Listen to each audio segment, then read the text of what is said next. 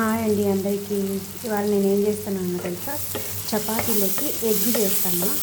ఇట్లా ఆనియన్స్ కొంచెం పెద్ద పెద్ద కట్ చేసుకోవాలి. కట్ చేసుకొని కొంచెం నూనె వేసుకొని పచ్చిమిరపకాయలు కారంకి తగ్గట్టు వేసుకొని ఫ్రై చేసుకోవాలి. ఎక్కువసేపు ఫ్రై చేసుకోకూడదు. ఆనియన్స్ ఇట్లా మగ్గితే చాలు. ఆనియన్స్ చూసారా పూర్తిగా బాగా మగ్గిపోయినాయి కదా. ఇప్పుడు ఎగ్స్ కొట్టేసేసుకున్నా.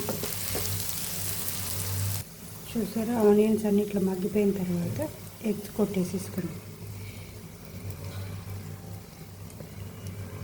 చపాతీలకు చాలా బాగుంటుంది. ఒకసారి చేసుకొని ట్రై చేయండి.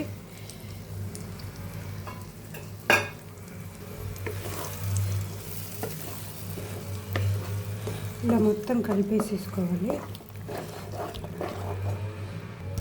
చపాతీ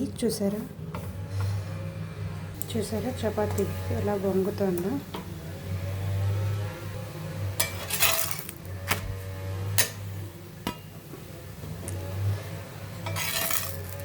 ఎగ్ అనేది ఇలా వేపుకోవాలి. బాగా వేపుకున్న తర్వాత ఇప్పుడు మీకు సరిపడంత ఉప్పు వేసుకోవాలి. నాకైతే ఉప్పు కరెక్ట్గా సరిపోయింది. మీకు సరిపోకుండా వేసుకోండి. ఇలా చేసుకొని చూడండి, చాలా అంటే చాలా బాగుంటుంది. చూసారా చపాతీ ఎలా వంగుతుందో. చాలా సాఫ్ట్గా మెత్తగా చేసుకోవాలి చపాతీలు, అప్పుడే చాలా బాగుంటుంది. ఇప్పుడు దీంట్లో కొంచెం ధనియాల పొడి వేసుకుంటే సరిపోతుంది. ఒకవేళ మీరు కారంగా ఎక్కువ కావాలనుకుంటే కారం కూడా వేసుకోవచ్చు. ఓకేనా, అంతే. ఎగ్ పొరుటు రెడీ. మీకు కూడా నచ్చినట్లయితే సబ్స్క్రైబ్ చేసి, లైక్ చేసి, కామెంట్ చేసి సబ్స్క్రైబ్ చేయండి. ఓకేనా, బాయ్.